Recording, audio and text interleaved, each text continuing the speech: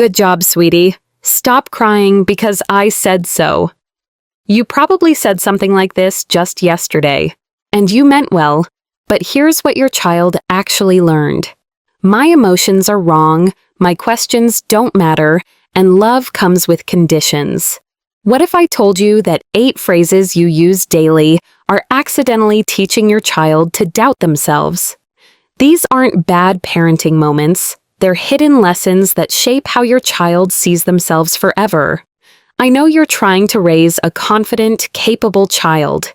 You read the parenting books. You want to get this right. But here's what's really happening. Every time you say these well-meaning phrases, you're sending a message you never intended. Your child's developing brain is like a sponge, soaking up patterns about their worth, their emotions, and their place in the world. The problem isn't that you're a bad parent, it's that no one taught you how children's brains actually work. When you tell a crying child to stop, their nervous system learns that big emotions are dangerous. When you demand immediate apologies, you're training them to perform rather than feel genuine remorse. What if I told you there's a way to flip this script? For the past 15 years, I've worked with thousands of families struggling with this exact challenge. You want connection, but you keep getting power struggles. You want cooperation, but you're stuck in cycles of rewards and threats. Developmental psychology research shows us something fascinating. Children don't need perfect parents. They need emotionally available ones who understand how young nervous systems actually develop. I'm going to share what I call the hidden curriculum reset. 8 phrase swaps that teach the lessons you actually want your child to learn. These aren't just nicer words. They're based on how children's brains build patterns about safety, worth, and emotional regulation.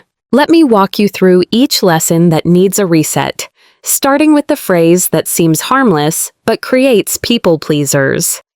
Lesson 1. Stop saying, "Be a good boy or girl."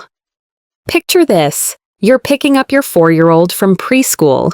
They had a rough day. Maybe they hit a friend or refused to sit during circle time.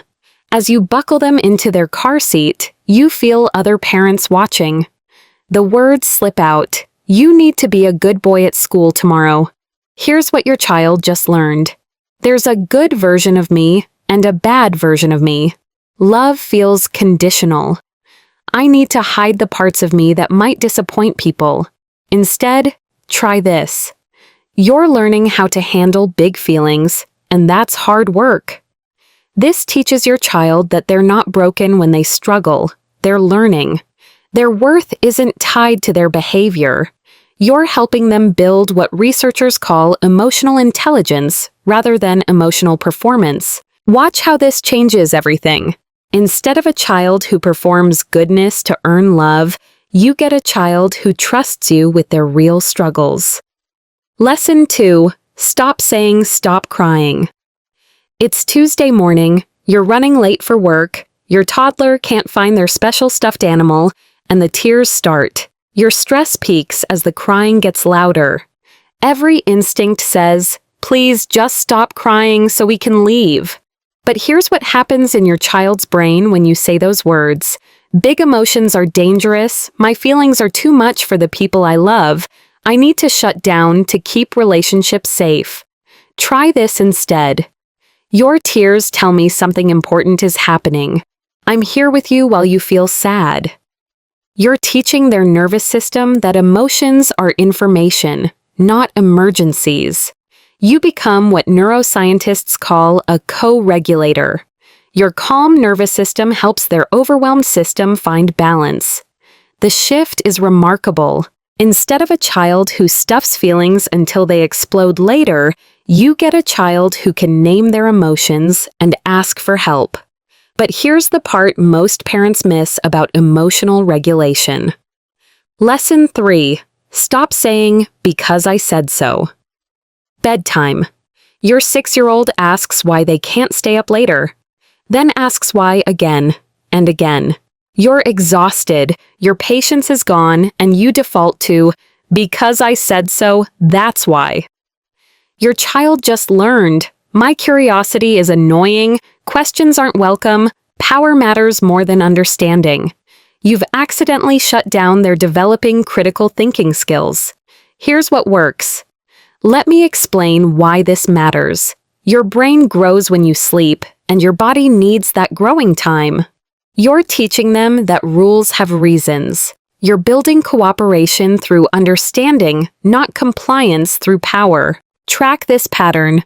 How often does your child ask why versus how often they just do what you ask? Curious children who get explanations become thinking adults who make good decisions. Instead of raising a rule follower, you're raising a critical thinker. Lesson 4. Stop saying, "Finish your plate." Dinner time. Your child pushes away their plate after eating half their food. You think about nutrition, about waste, about the battles your own parents fought with you. Out comes, you need to finish everything on your plate. Here's the hidden lesson. External rules matter more than your body's signals. Don't trust what your stomach tells you. Food is about obligation, not nourishment. Research on childhood eating patterns shows this phrase disconnects children from their natural hunger and fullness cues. You're accidentally setting up potential food struggles later. Try this. Check with your tummy. Does it feel satisfied or still hungry? You're teaching them to trust their body's wisdom. You're building what nutritionists call intuitive eating, the ability to eat when hungry and stop when satisfied. Notice the difference. Instead of battles over clean plates, you get a child who listens to their body and enjoys food without guilt or anxiety. We're halfway through these 8 resets, and you might be thinking this sounds too permissive. Stay with me, because Lesson 5 shows you how to teach generosity without forcing it. Lesson 5. Stop saying, "Share nicely," always. Playground scene. Another child wants your 3-year-old's favorite truck. You feel the pressure from other parents watching. Your child clutches the toy tighter. You hear yourself saying, "We share nicely, give him the truck." Your child just learned, "Other people's wants matter more than my boundaries. Saying no makes me selfish. My comfort doesn't count if someone else wants something." This creates adults who struggle with boundaries and feel guilty for having needs. Here's the reset. You're not ready to share your special truck yet, and that's okay. Let's see if there's another toy your friend might like. You're teaching authentic generosity versus forced compliance. You're showing them that real sharing comes from choice, not pressure. Watch what happens. Children who aren't forced to share actually become more generous. They learn the joy of giving rather than the resentment of obligation. Lesson 6. Stop demanding. Say sorry right now. Your children are playing.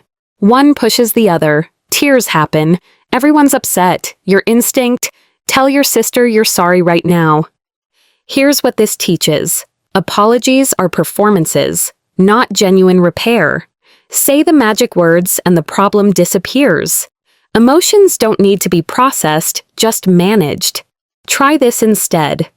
"I see your sister is hurt. What do you notice about her face? Let's check if she's okay." You're teaching genuine empathy, not social scripts. You're helping them connect actions to impact. Real emotional repair takes time. Your child needs to feel their sister's feelings, not just recite words. This builds what psychologists call emotional intelligence, the ability to read others and respond authentically. The difference is profound. Instead of hollow apologies, you get real relationship repair skills. Lesson 7. Stop saying you're so smart. Homework time. Your child solves a math problem quickly. You feel proud and relieved. Out comes, "You're so smart." It feels good to say, and your child beams. But here's what they actually learned. My worth is tied to being smart. Effort doesn't matter. If something's hard, I might not be smart anymore. Research on praise shows this creates what's called a fixed mindset. Children who avoid challenges to protect their smart identity. Here's the swap. You worked really hard on that problem. I noticed you tried 3 different ways before you figured it out. You're praising effort and strategy, not ability. You're building what researchers call a growth mindset. Track this. Does your child embrace challenges or avoid them? Children who hear effort-based praise become adults who persist through difficulties. Instead of praise-dependent perfectionism, you're building genuine resilience. But here's where most parents get stuck. They worry about motivation without rewards. Lesson 8. Stop saying, if you behave, you'll get a treat. Target run. You need cooperation. You're tired and the promise slips out. If you're good in the store, we'll get ice cream after. Your child just learned. Good behavior only matters when there's a reward. Cooperation isn't inherently valuable. I should calculate whether good behavior is worth it. This erodes what psychologists call intrinsic motivation, the natural satisfaction of contributing and cooperating. Try this. When we cooperate, things go smoothly for everyone. You putting on your shoes without me asking helped us leave on time. You're highlighting natural consequences and contribution. Notice the shift. Instead of what's in it for me, your child learns the satisfaction of being helpful. Instead of external rewards, they find pride in cooperation. Now imagine your child 6 months from now. Picture this scene. It's bedtime, and instead of battles, your 8-year-old says, "I'm feeling worried about tomorrow's test. Can we talk about it?" They've learned that emotions are information, not emergencies. They trust you with their real feelings because you've never told them those feelings were wrong. In 2 weeks, you'll notice calmer transitions. Your child will start self-regulating because they've learned their nervous system can be trusted. In 3 months, you'll realize the power struggles have faded. Your child cooperates not from fear or bribery, but from understanding and connection. By 6 months, you're raising a child who thinks critically, feels deeply, and trusts themselves. They ask questions because curiosity is welcomed. They share because generosity flows from abundance, not force. They apologize when they mean it and set boundaries when they need them. This isn't about perfect children. It's about emotionally intelligent humans who become adults that trust themselves, maintain healthy relationships, and contribute meaningfully to the world. Your relationship becomes the foundation for their future relationships. But I know what you're thinking. I know you're thinking, this sounds too permissive. And here's what I want you to remember. Boundaries and warmth aren't opposites. These phrases create stronger boundaries, not weaker ones.